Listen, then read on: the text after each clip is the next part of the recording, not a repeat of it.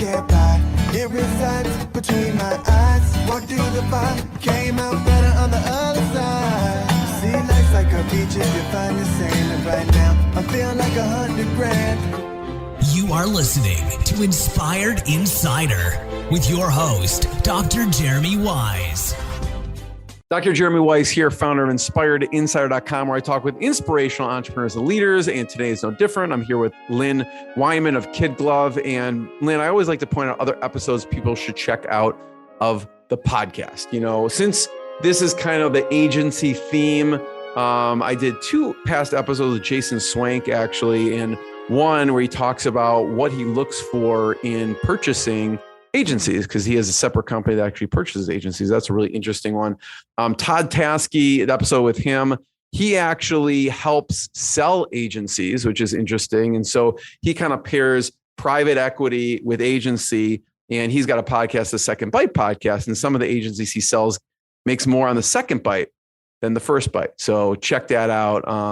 And many more on InspiredInsider.com. This episode is brought to you by Rise 25. At Rise 25, we help businesses give to and connect to their Dream 100 relationships. And we do that by helping you run your podcast. You know, for me, Lyn, the number one thing in my life is relationships. I'm always looking at ways to give to my best relationships. And I found no better way over the past decade than to profile the people and companies I most admire on the podcast and share with the world what they're working on and what they're doing. So if you've thought about podcasting, you should. And we're going to talk about Lyn's podcast too.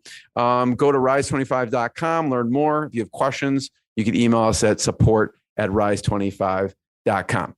And I'm excited. We have Lyn Wineman. She's a marketing veteran. When I say marketing veteran, what I mean is she has over 30 years of experience, and her award-winning work has helped a multitude of national, regional, and local organizations achieve their goals. KidGlov has been recognized multiple times as one of Lincoln, Nebraska's best places to work. And recently, I don't know how recent it is, but it has completed their B Corp certification. And it is not easy to get a B Corp certification. I've had several other guests on the podcast. It's rigorous. So, KidGlov's Agency for Change podcast, you can check it out. And it's KidGlov, KidGlov.com. So Lyn, thanks for joining me. Jeremy, thank you for the very generous introduction. And I have now got those 2 podcasts on my list of must listens. So thank you so much. They're good ones. Yeah. Tell us what KidGlov does and what you do there. Absolutely. We are a marketing, branding, and advertising agency. We call ourselves boutique because we have about 25 people. We're fairly small in the overall agency world, but it allows us to pay a lot of high attention to our clients. And the name KidGlov is all about taking great care of both our clients, their brands, and then our people with inside of our culture as well. You know, I was listening to an episode on your podcast about the name and where it came from. And then if you look at the logo, so I'm going to try and get an answer out of you from this. I don't know, but some people think it looks like a pig nose. Some people say it looks like a button, the actual logo. Is there an origin of why that kind of insignia, what that actually is? 100%, because we are a branding agency that takes branding very seriously. There's a complete story to that, right? I mean, we want to be an agency that's a very high touch agency and that's a very insightful agency. And so when you really look back to the story of kid gloves, I think most people know the saying to be treated with kid gloves, but even back in the 18th century, kid gloves were these beautiful designer gloves made of very soft leather. They were a symbol of status and sophistication, and they most often had ornate silver buttons on the side. So when we decided to name KidGlov, because we wanted to emphasize that great care we're taking of people and brands, we liked the button instead of the glove. Everybody thought, oh, your logo will be a glove. We liked the button because it was unexpected. It fit nicely within the name KidGlov. It becomes our O, and it gives us the chance to talk about buttoning up brands and strategies, right? So it's not a pig nose. Although if you think it's a pig nose and you like that, fine. It's not a smiley face. Although if you think it's a smiley face and you like that, fine. But it is in fact supposed to be a button. So I want to understand your process for branding a little bit. And, there was a nonprofit that you helped with rebranding. So can you walk me through that a little bit? Absolutely. Actually, in the 12 years of our existence, I think we've helped over 100 nonprofits with their brand messaging, strategy. In some cases, that is simply helping them tighten up their messaging, their tagline, their positioning statement. In other cases, it goes all the way to their logo, to their name, to their website, and all the things. What we know is that nonprofits that have a great brand have better recognition and recall. They do a better job of fostering relationships with their donors. They're easier to find for the people that they serve, and that also sets the stage for a more positive internal culture. So we, a few years ago, helped an organization called the Child Guidance Center, which is a kind of a very basic name. You might think you understand what they're all about. But when we broke it all down and we did the research, we found out that they served more than children, they did more than guidance, and they were more than a center. So even those three words that seemed very simple and understandable did not serve them. So we changed their name to Hope Spoke. And Hope Spoke really spoke to what they gave to families and what they gave to kids as they came into the organization for services. And now, a few years later, we've really seen that organization grow into a pillar of the community. And just it's really fun to see how that has lifted them as an organization. It has lifted their employees, and even maybe more importantly, it's lifted their fundraising efforts. So where do you start with that? I mean, I really like that. And I'm going to pull up the site as you're talking, because I really am curious what the logo looks like, because I can picture like the Hope Spoke, something jumps out as easier to create a logo than the kind of general Child Guidance Center. But where do you start when the companies right now maybe listening go, I know I need to kind of do a rebrand, and, where do you start with that? Well, because we work with nonprofits, we knew we had to have a process that was laser focused and affordable, right? So we start with a discovery session. We bring the key leaders, sometimes a few board members, whether it's a for-profit or a nonprofit.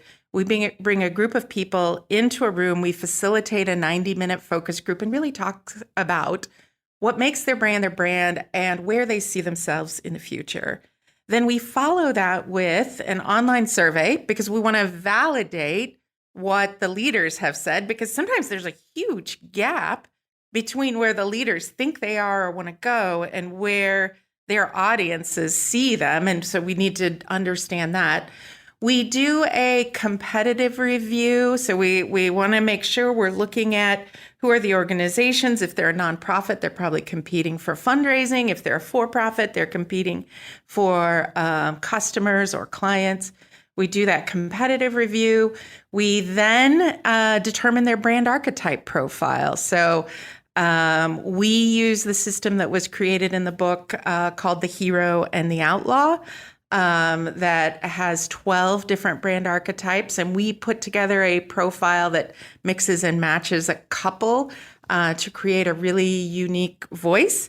Then from there, we put all of that together, create a brand strategy, and create the positioning statement. And if there is a new name involved, it happens at that phase. And then once that phase is complete, we look at graphic identity, and then we look at launch, because the launch is a really great opportunity to build relationships with audiences as well. That's amazing. What jumped out with Hope Spoke?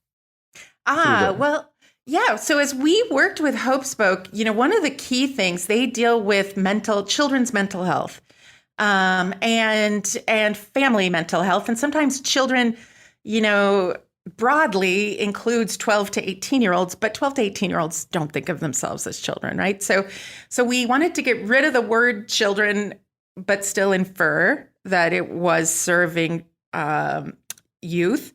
And so the logo for Hope Spoke and the feel of the name has a very youthful feel. They also, it was very important to them not to re-stigmatize the people that come into the center, right? Like, you want to be able to walk through the doors of an organization that's going to help you and not make you feel like you have a problem. So the name Hope Spoke really, once again, spoke to the fact that what they were doing was helping these kids and these families see a bright future. Mm. And so that's the first part, right? What else do you do? That extends into all their messaging, their website, everything. So what other services do you do? Yeah. For Hope Spoke, we really sat down with them and worked through their launch plan, first of all. So we had their messaging statement, their name, their tagline, their logo, their graphic identity package. We always like to look at who do we need to talk to about this new brand, and how do we talk to them? Because you want to have the right message at the right time, in the right order. So we helped them set up several different meetings and presentations and parties, to their board, to their employees, to their top donors, to their partners, and then to the public, because it's such a great chance to let people know you are so important to us. You are on the inside. We are telling you this really important story before it goes public. But then we did help them with a graphic style guide. We helped them launch the website. Almost everybody right now, your website is the cornerstone of everything that you do. We help them start their literature system. We help them kick off a fundraising initiative. So those were just a few of the things that we did in the beginning to help ensure that the name went out in a very positive way. They had such a great executive director, Katie McLeese Stevenson, and on the day we launched to her employees, she had everybody together. We were in the ballroom of a local organization, and I came in and helped her present. And before I presented, I said, Katie, no fewer than 12 people are going to tell you before the end of the day that this is the silliest idea you've ever had, right? Because when you rename something, people are familiar with the familiar. They're comfortable with the familiar. And when you come out with a new name, initially it feels shocking to people until they fully understand and embrace it. So she did call me the next morning. She said, Lyn, I think there were only 5. This has got to be a success. So yeah, sometimes great ideas are met with resistance because you're really trying to think outside of the box and garner attention. I think that's, first of all, amazing advice that's baked into what you just said to agency or any company, which is just mentioning objections before they happen. Because if you didn't say that, she could have been like thinking in her head and never went back and told you, oh, all these people hate it. She's just second guessing everything that she just did. So by saying that, letting people know what's going to happen before it happens and some of the maybe, bumps in the road, that's so key. Yeah, it is 100% key. I mean, the key to life is managing expectations, I like to say, right? But, just because somebody doesn't like something, you'll never have something that 100% of the people like. You may have something that 100% of the people are willing to ignore, but that is the opposite of what you want in branding. It's the pistachio vanilla thing, right? If you were at a conference and you were trying to get 1,000 people not to complain, you serve them vanilla ice cream. But nobody stays awake at night dreaming of vanilla ice cream, or very few. There's a much smaller group that like pistachio, but man, those people that like pistachio are willing to get up in the middle of the night. They've got their favorite brands, and I think most brands want to be more pistachio than vanilla. Yeah, thanks for sharing that branding process. It's really valuable. And once you have that, you're getting it out into the world. You do it internally, then externally. And I know you think and talk about, cause marketing and purpose-driven marketing. Yeah. So tell me about that. Right. So I do think there is so much data right now that after coming through the pandemic and what we have been through as humans, that people are really thinking more intentionally about wanting to align with brands that are making a positive impact in the world. As a matter of fact, I recently did a Facebook Live and a blog post on the fact that there are studies that show that over 70% of people want to align with brands that make a positive impact. And that number gets even higher as you look at younger generations. And then I think the number is in the 80s when you look at the number of employees that want to align with positive brands. So it's really been a growth area for KidGlov. We have always had a strong foundation in nonprofit marketing, but now we see more and more businesses coming to us to get out a purpose-driven message. We also have organizations coming to us to get out social impact campaigns. So topics such as behavioral health, parenting, healthcare, vaccines have been a big one lately. And so that has been a big trend as well. And one of the things you look at is campaigns and looking and making sure they don't have implicit bias. Yeah. That seems like a very difficult thing to do because we have a bias. Like sometimes we're not even aware of our bias. Well, I think that's the definition of implicit bias, right? Exactly. A bias that you're not aware of. Like how do you fix something you're not aware of, right? Yeah. Well, the first step, Jeremy, is awareness. The first step is really taking a look at what are the biases that we might have as an agency, as a strategy team, as a creative team. What are biases that our clients might have? And often, they're not biases that are seated in any kind of, evilness. They're just the way that we have been hardwired to think. So, we in January sent our entire creative team through some training to help them become aware of implicit bias and to help them become more aware of what we can do as an agency to overcome that. Because once again, not only is it the right thing to do, there is a lot of data out there that, demonstrating diversity and accessibility in advertising really is improving results. It's improving conversions and recall and building trust and relationships with brands as well. So, for us, we have actually changed our creative brief to incorporate a few questions that help bring in conversation and thinking about bias. We have also updated our discovery process for when we brand to open the doors to more of that conversation. And we're just providing more and more education to our team, to our clients, and actually making it available for free to people in the industry as well on the importance of that topic. Yeah, I'd love to hear what was eye-opening in the training. What did people report back that stuck out? Yeah, I think, really a key thing is that, first of all, I think a key thing is that we have implicit bias, right? I think almost to a person, our creative team felt like, I don't have bias. I'm not doing anything wrong. I'm just moving forward.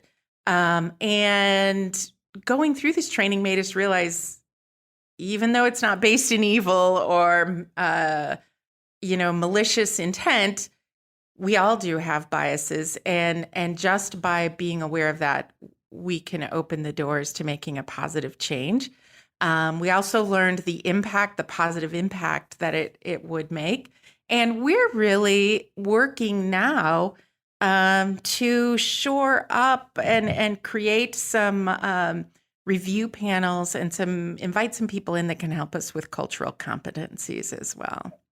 What were some, you mentioned there's some questions that you incorporated. I don't know if you have them handy or an example of a question that you incorporated to bake into your process so it helps so you don't have as much bias. Yeah. One of the key questions is in thinking about the audience, because I think a lot of us were taught in marketing school, particularly in media planning, to kind of zero in on that primary audience and just, go forward towards that audience, right? And so one of the questions we ask is, how can we think about the audience differently to make sure that we're providing access? So that's a really, really important question, to make sure that, you're not just zeroing in on kind of a persona of one audience member, but that you're opening up. Because, what we have to be aware of is the cultural profile of the United States is changing, and it's going to change, and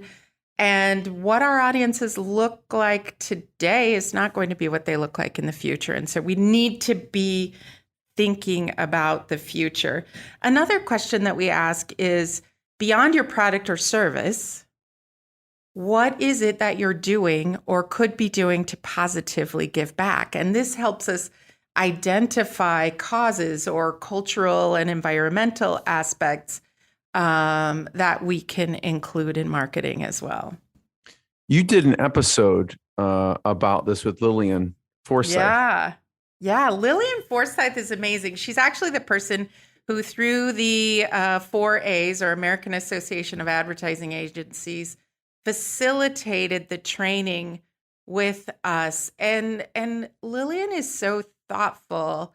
And I think what she did was she didn't come to it from a standpoint of saying, hey, you guys are bad, you have to get better. She did this really great 4-part training where it was a lot of question and answer. It was a lot of, hey, share some campaigns that you're working on, and let's work through together how we could make them better. And she was really great. And that's one of my favorite episodes of the Agency for Change podcast as well. So anybody who's looking to add more diversity or remove bias from their marketing, that'd be a great episode to listen to.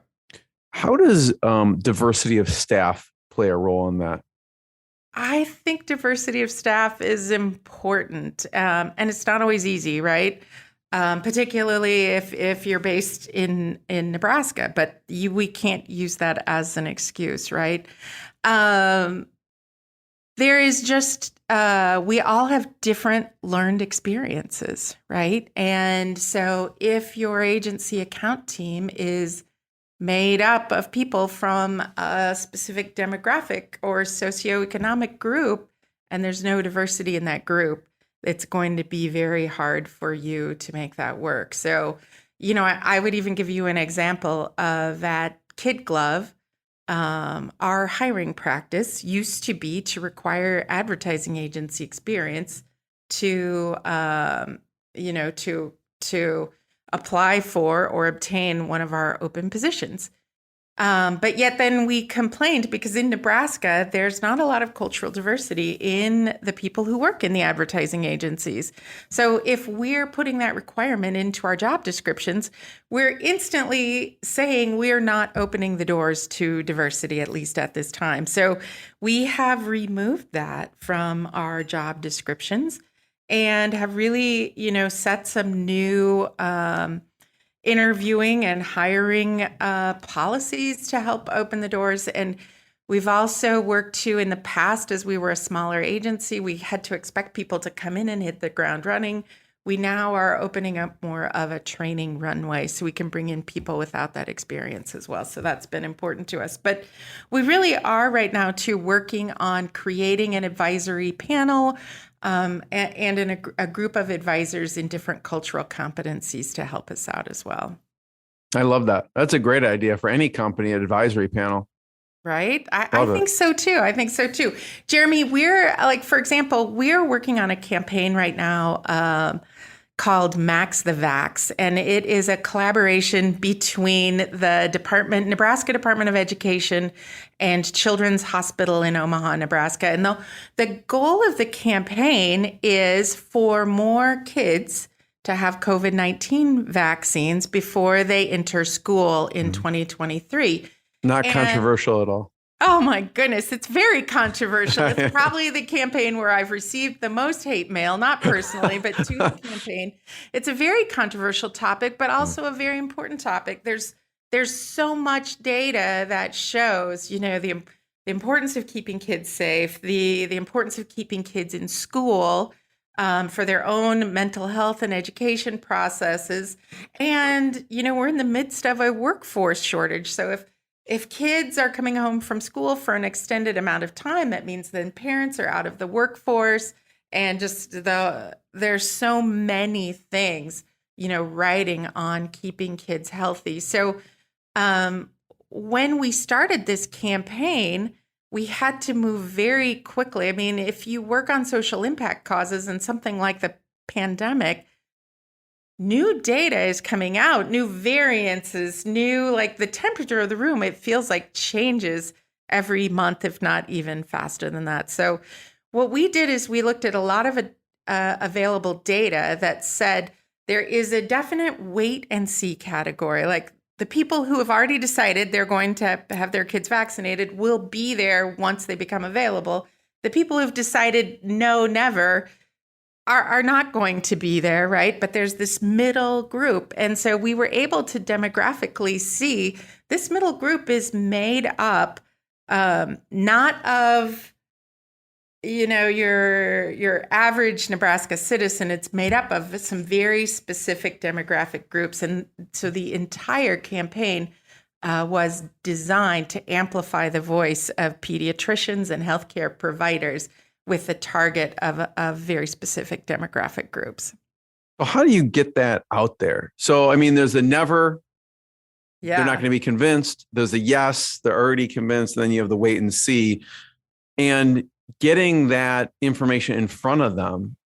Yeah. What do you do?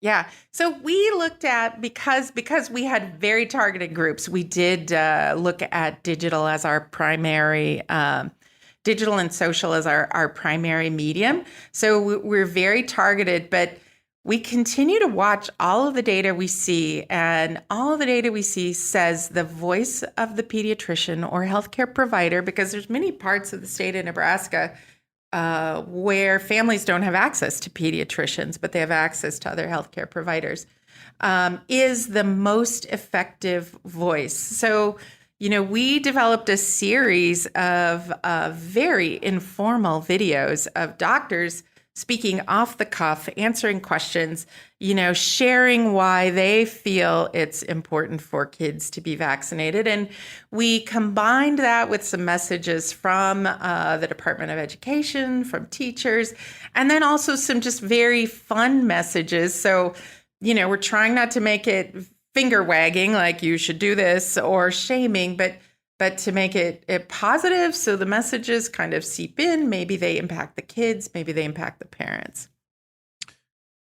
As a company, the companies that we decide to serve, I feel like it's a big decision, right? And we're taking a stand.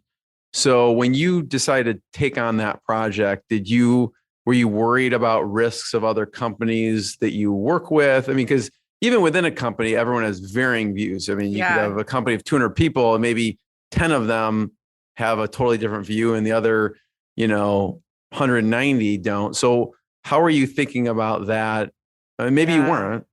No, I think that's very important. Like, I think any company that takes on a cause, right? So KidGlov took on Max the Vax as a cause, but it also was a client of ours too, right? But if you take on a cause, you have to ask yourself a couple of things. You have to ask yourself, is this in line with our organizational values?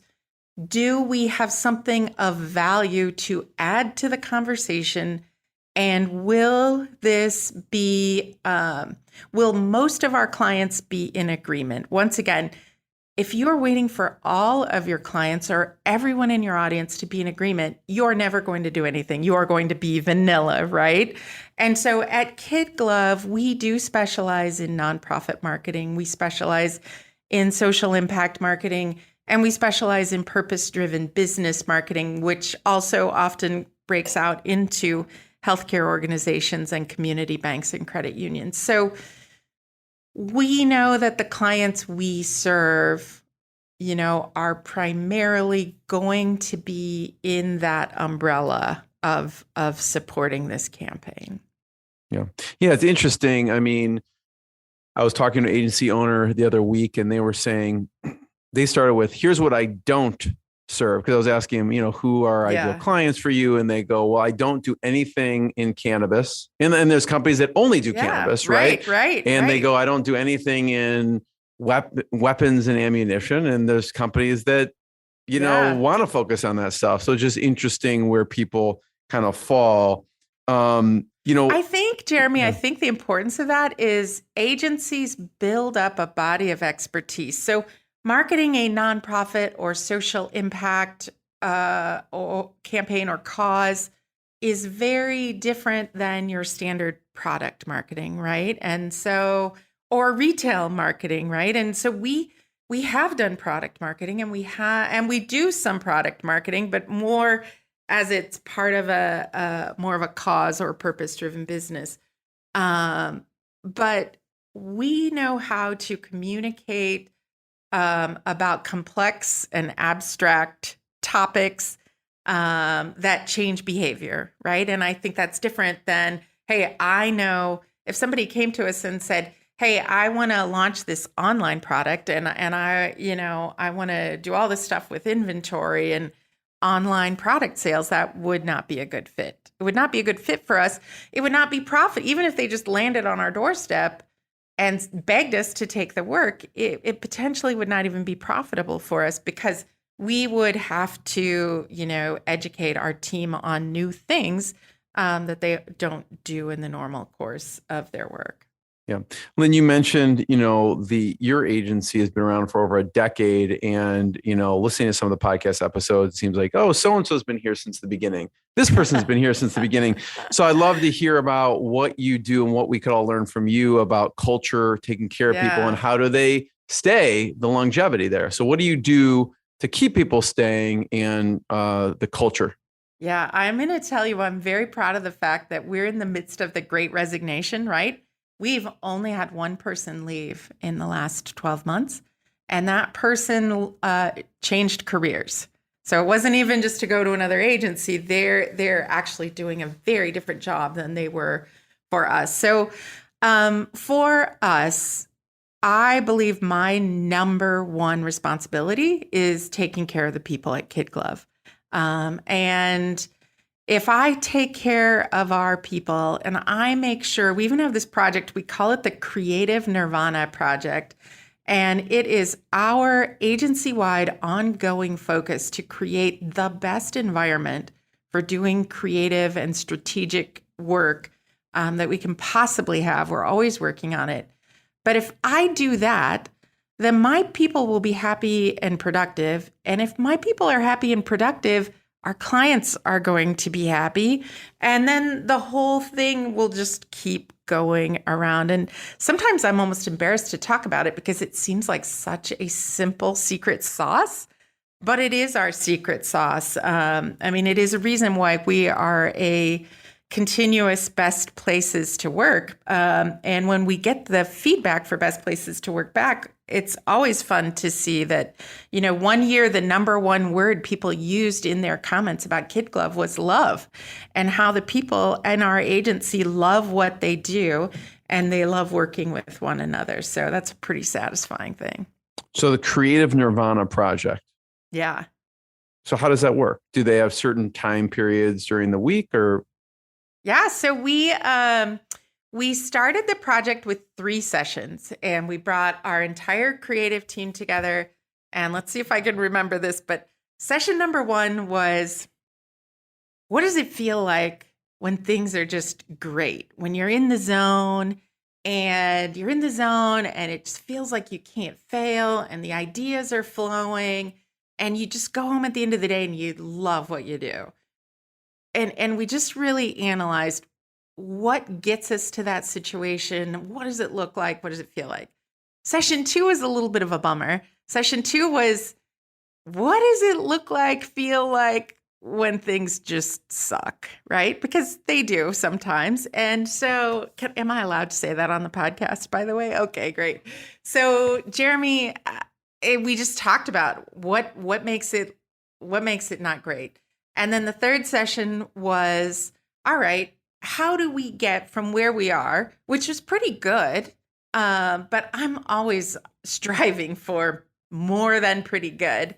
How do we get from where we are to where we want to be? And when we have meetings like that, we like to talk about what are some quick wins and what are some big things that we can do. So we started in that way, and that was last year. And as we set our pillars for 2022, we made Creative Nirvana a pillar, but we extended it and said, this isn't just about the creative people. This is about everyone. How do we pull everyone into this? Because everyone's part of the creativity.